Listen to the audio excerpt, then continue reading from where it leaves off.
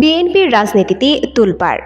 দলের সবচেয়ে পরিচিত এবং প্রভাবশালী নেতাদের অনেকেই এবারের মনোনয়ন তালিকা থেকে বাদ পড়েছেন।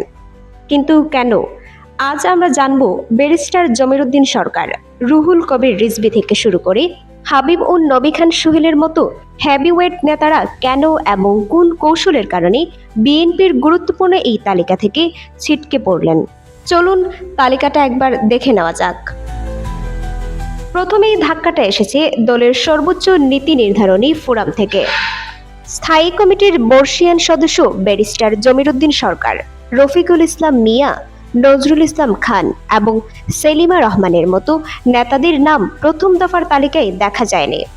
শুধু তাই নয়, দলের ভাইস চেয়ারম্যানদের মধ্যে শামসুজ্জামান দুদু এবং আসাদুজ্জামান রিপনের মতো পরিচিত মুখও বাদ পড়েছেন।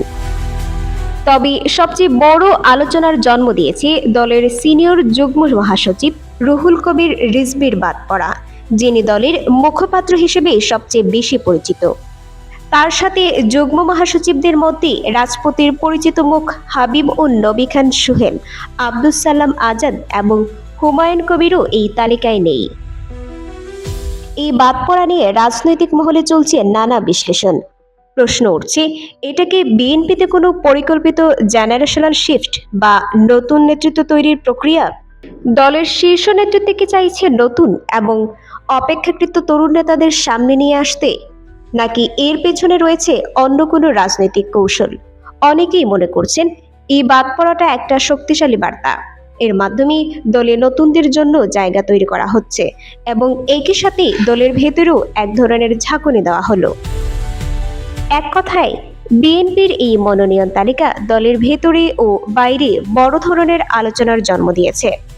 হেভিওয়েট নেতাদের এই অনুপস্থিতি কি দলের জন্য নতুন কোনো দিগন্ত উন্মোচন করবে, নাকি এটি একটি সাময়িক কৌশল? সময়ই তা বলে দেবে।